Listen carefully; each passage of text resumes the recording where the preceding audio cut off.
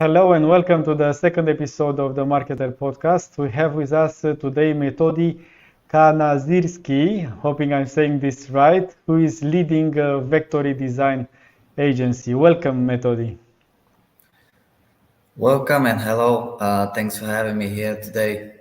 It's a pleasure. Happy to discuss about email marketing.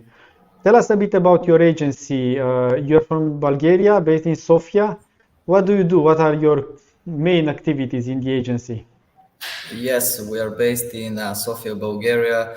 Uh, my agency is called Vectory Design, and we specialize in web design. Uh, our main goal is to deliver exceptional design of the website in accordance to all of the other functionalities that a modern website needs to have. And as I said, for us, design is really important. So our team consists of graphic designers as well. Yes. A little bit of side talk about, next to email marketing, which is our key topic for today. Would you define good design? What is good design? Okay, that's a really good question. Well, first of all, a good design is something that captures your audience. So the idea of good design is to make a good first impression.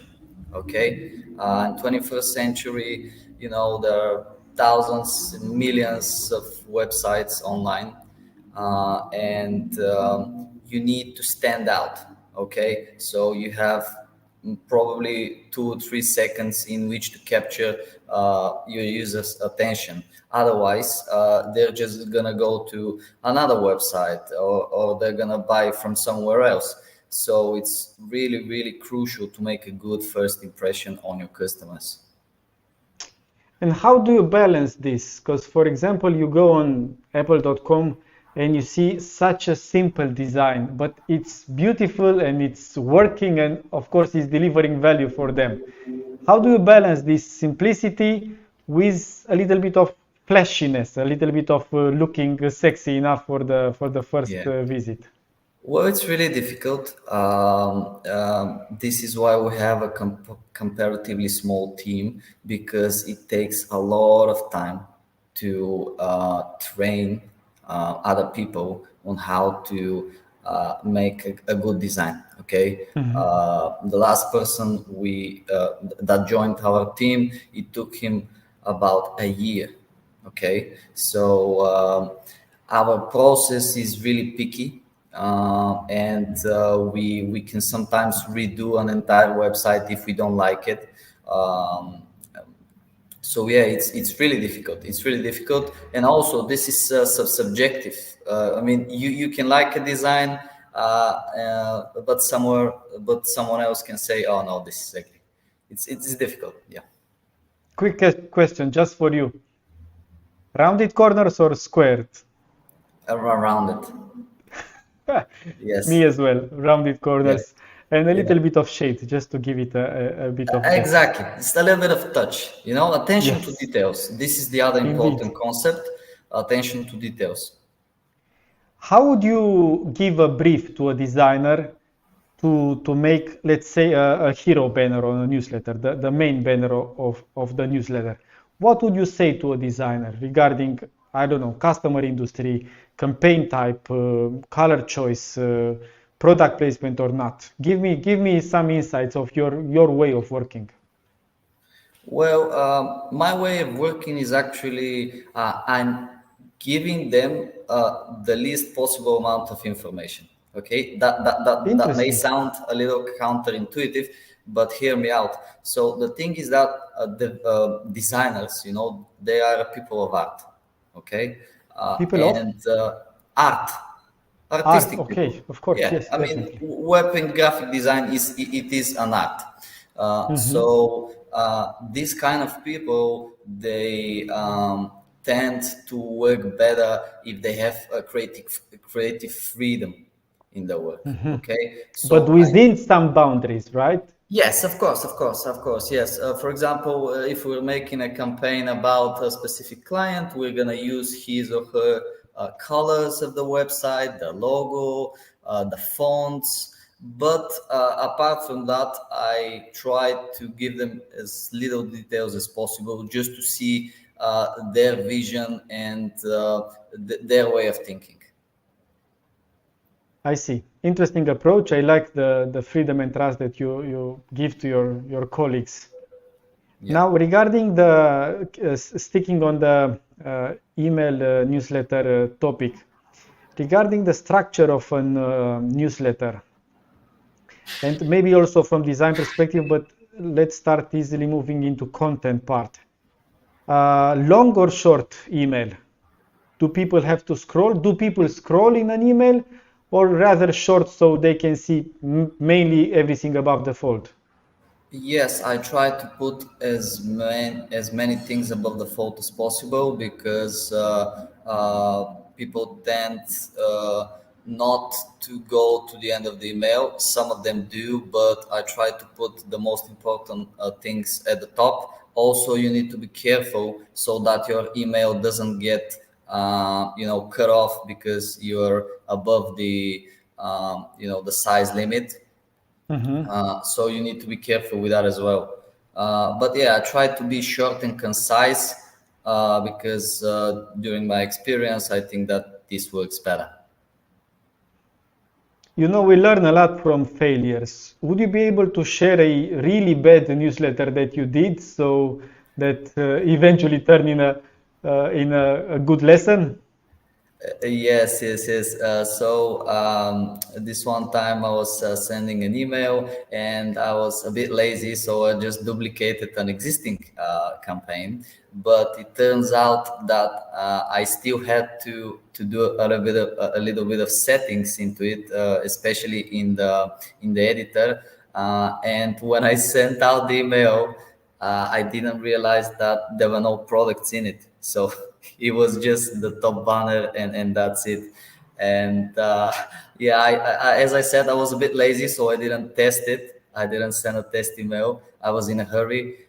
But the interesting thing is that I still got 3 or 4 sales out of it, which was like, oh wow. Were there any links only on the top banner? Yeah, yeah, yeah. Only on the top banner. It was like logo, top banner, and that's it. And I'm like, okay, that Yeah, was yeah. embarrassing. But as I said, I still got a few sales, which was okay. Did you It get was fun. any email saying back saying, guys, Oh, the there's client, nothing here? the client was kind of, what are you doing? And I was like, sorry, sorry, yeah, it's my My mistake. bad. Yeah, but he was No. still happy. He was still happy at the end of the day, because we did got a few sales out of it. Share some insights from your experience. Is it better to have more like fixed products in the newsletter, maybe relevant to the segment that you're sending to, or use this dynamic product functionality so that the tool inserts dynamic products according to customer behavior? Definitely the second one. I think that in our world nowadays, especially in the last few years, big data and AI and everything else that comes as a way of summarizing big data and user clicks and user their favorite products, is always a good idea to use it. So I really like the fact that you can have dynamic products, or you can have products that people clicked, categories that they've clicked, and you can customize the content to be tailored to them. So I think this is the best approach. Sometimes I send fixed products. For example, if we have a special discount, or some of the Mhm. products are running out, and we want to sell them quicker. But most of the time, I will do, hey, we have a special surprise for you. Take a look at your favorite products. Here is a small discount, stuff like that, Mhm. because people do want to be, to to be personal with them. They do enjoy that, and I can see from the results of my campaigns that personalization is almost always better. Tell me a little bit about the results. So, could you share the industry, the category of products that your biggest customer is selling? Well, yeah, we can use one of my first clients that have worked with. He is selling personal care products and baby products. Like um, you What know. would be a good open rate for personal care and baby products newsletter? Well, my open rate is always above the average because in the marketer you have this. Yes, Indeed. I always compare myself to others. So mine is around um, 25-30%, Mhm. which is always above average. Um, yeah, this is. And since we are on the KPI topic, also, what would be a good click rate for personal care and baby products? Somewhere around there as well, around 20-30% is That is the. something. Yeah. Yeah, yeah, yeah. I mean, the thing is that this client specifically, his products are unique because nobody else sells them in his niche. Okay, and Mhm. people. So we managed to build a really good audience. People who are buying from us over and over again. Okay, Mhm. it's almost like a subscription, because you always need products for the baby. Yeah. uh, Indeed. yeah. So people in this specific case, people are really loyal. They click a lot. They buy a lot. I mean, as I said, above the average for that industry for sure. Mhm. And regarding tracking, did you ever face issues with your the sales generated by email marketing not being displayed fully or correctly in analytics, in Well, Google Analytics 4 specifically? yeah, yeah, so, yeah, because the attribution model could be different, but the thing is that I compared the data from several different places. So first of all, I compare the data from the marketing dashboard, then I compare actual data from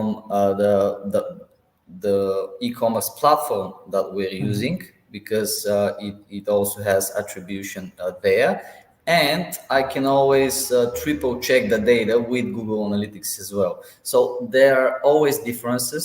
A What would few. be a reasonable difference in percentage? I mean, plus minus 10% would be reasonable, right? Yes, yes, yes. Always, always. I mean, even if you look at Facebook, sometimes Facebook says, "Oh, you have 10 sales," and then I go into Google Analytics and I see that it's not 10 sales. So It's two Facebook sales. always, yeah, yeah, yeah. Facebook always overestimates because this is their business model. But at the end of the day, you need to compare it. You know. Triple check the data. Okay, Mhm. this is what I always do. What are your thoughts about unsubscribe rate? Is it something really bad when people do unsubscribe, or it's something quite natural of cleaning the list? I think it's quite natural. People nowadays sometimes don't realize when they have clicked and they have given their consent to Mhm. subscribe to something, and after a while they receive an email and they are thinking, when did I consent to that? Yeah, because we tend to receive a lot of emails. Mhm. I'm sure that your inbox is full of not just professional but promotional stuff. Mine is the same, and sometimes you don't realize when did you do that. But the thing that I have noticed is that if even if you don't realize it, if the content is engaging, if the content is it adds value to you, people will never unsubscribe. So you still have a small window to get their attention and actually win them over. But yeah, probably if you really want to keep your lists clean, you should use double opt-in. This is the best strategy to reduce the number of unsubscribers. Amazing. How about defining value? Because we have this discussion of, do we send too many promotions? Should we send some kind of brand building emails? Should we send some content like how-to articles? How do you see this value delivered, but also value perceived by the customer? Yeah, so especially in the e-commerce business, sometimes value is defined by, okay, I visited your website, I added something to the cart, I did not finish my checkout, but this is not because I don't want to buy something from you. Just because I was in a hurry or I was traveling and I couldn't finish my purchase. So by reminding him that he has forgotten something, he is actually thankful because he wanted to finish that order, and you helped him do it, because sometimes we in a hurry, we can go to the checkout or something happens. So this is one part of value. Okay, so you don't send him an article on how to care about his baby, but you help him solve his problem. And the problem is that he needs products for the baby. He forgot to order it, and now he needs it for Monday. And by sending him a forgotten cart email after 1 hour, for example, or after 5 hours, you actually give him value by helping him solve his problem. So this is one part of the problem. The other thing that you can do is send cross-sell emails. So let's say that somebody bought soap, but they didn't check out the other products, and you give them value by suggesting, okay, we see that you like this soap because it's antibacterial, etc., etc. So would you like to see this soap? Okay, so you are giving them value by suggesting ways of fixing their problems. Is the same thing if you go to offline shop, for example, to try a new shirt. Let's say you need a new shirt, and the sales assistant is there. He's like, oh, you want to try this? You want to try this? So, oh no, this size is too big for you. Maybe you need an S. So it is the same thing. You're kind of acting like their online sales assistant. Okay, so, and of course, the third way of giving value is, as you said, articles on the topic, additional resources. For example, if it's not an e-commerce business, but rather services, B2B, or some kind of lead gen campaign, you can always send them more information. You can do a drip campaign, etc., etc. How about, because you mentioned some automations, how about the share of revenue that comes from automations, like you forgot something in your basket, versus regular newsletters? Well, for me personally, regular emails bring in more sales, but this is just because the volume of people that receive my regular emails is greater than the volume of the people that have forgotten their cards. So as Probably when we get to like really high numbers of people and traffic, probably the things will start to, to kind of turn the other way. But for now, my regular campaigns just drive more clicks, and more revenue. But I must say that automation is one of the best ways to save time for you Mm-hmm. as a marketer, and to maximize your email efforts. Okay, so this is one of the big advantages of email marketing, is that you can automate pretty much everything. Okay, Mm-hmm. and once you do that, the process starts to work for you. And you just need to check it from time to time to see if there is an issue. But at the end of the day, it saves a lot of time for Yeah, marketers. totally makes sense. Yeah. Now, regarding open rate, we know one of the key factors to increase the open rate is the actual subject line, Yeah. besides other factors. And we all know that the quick answer is test, test, test, test different subject lines. But if you would give me three tips, your top three tips for designing, writing a better subject line, what would those be? Well, first and foremost, try to be interesting and create the urge for the user to click it. Okay, so Mm-hmm. you can use a subject line for something like, "Hey, where have you been?" For example. So this sounds like a friend of you is Mm-hmm. sending you an email. Okay, it sounds like a user generated content, and people are a lot more likely to click that rather than uh, "Hello, buy from us," or something like that. So try to be engaging. Try to create this urge, this curiosity in the user. Uh, Make him ask, "Oh, what is that? I wanna find out." Yeah, another great tip is use the actual name of the person. Mm-hmm. You can insert like a special tag in the headline to use the actual name of the person, which again is has a really good open rate, especially if you say, "Hey, Metodi, we have a special offer for you."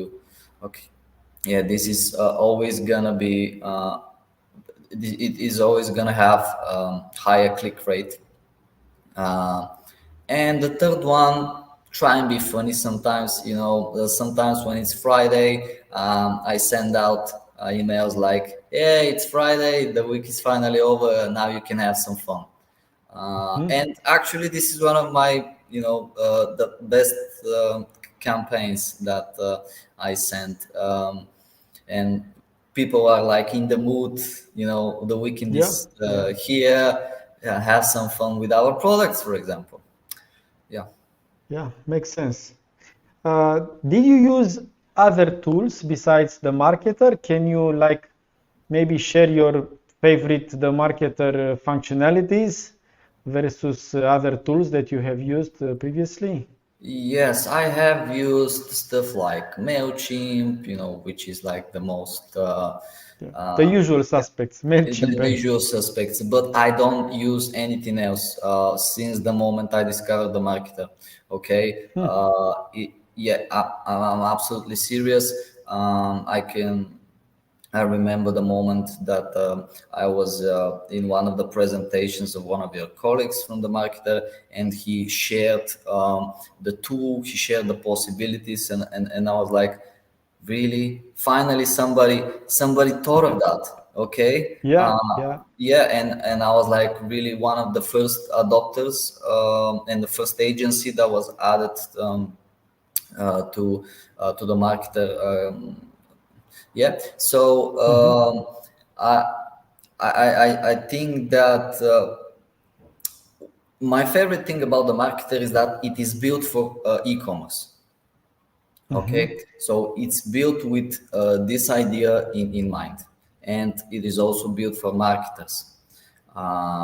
And those two things combined, it just gives you a really easy to use experience, really well thought features, uh, all the automations, your referral program, um, uh, the launcher, even Mm-hmm. stuff like product health.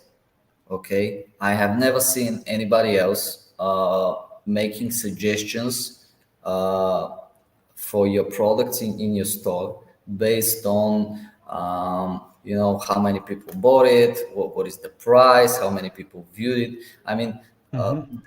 these things really stand out, and they just show the level of detail and attention that you people do with the marketer, which is for me as for me is great. Yeah, we love it because we, like you said, we did it like for ourselves, what we would like to have in an email marketing and loyalty tool, and this is how we did it. Let's finish up with a question, a bit broader question. So you are the member of the jury of the e-commerce academy awards in Bulgaria. Please share some big mistakes that people do, especially e-commerce entrepreneurs do, regarding loyalty and making sure that the customer comes back. Yeah. So yes, the main thing that I see is that people tend to spend a lot more resources and money into acquiring new customers, Mhm, but not enough into retaining their existing customers. mhm, Okay, so if you spend, for example, $5 to acquire a new customer, and your margin is, I don't know, $6, you actually made $1 out of that sale. But what happens if that user orders 10 more times from you? mhm, Okay, now we're talking about retaining customers, creating loyal customers, champions, potential loyal customers, and this way, this is the only way that your business can be sustainable. So even in my experience, I've seen a lot of people start a new e-commerce business, but probably in a period of 1 year, they're already out of business. Okay, just because the margins are too low. Okay, so most of the people, they don't have the resources to actually create the product. Most of them mhm, are resellers, and you know that reselling margins are really small. So you need to make profit on the next sales. Okay, mhm, this is the only way to make your business sustainable. Unless you have a really good product which is super innovative, mhm, okay, then maybe uh, you know, you can be a lot more successful with a lot less efforts. But as we know, 98% of the businesses um, are not like that. So are just selling somebody else's product for a low exactly, margin. exactly. And this is why I always, so when I meet with clients, and of course, we discuss about the web design, the colors, everything else. Uh, at the end of the session, I always tend to leave the door open for, marketing tools. Stuff that I can do to help them achieve better results. And this is why I always suggest marketer to everyone I work with. Yeah. Thank you for sharing everything, Metodi. Thank you for joining us in our second episode of the Marketer podcast. And all the best to you on your market with your customers. Enjoy. Thank you very much. Thank you for having me here. It was a real pleasure for me. Thanks. Bye bye. Bye bye.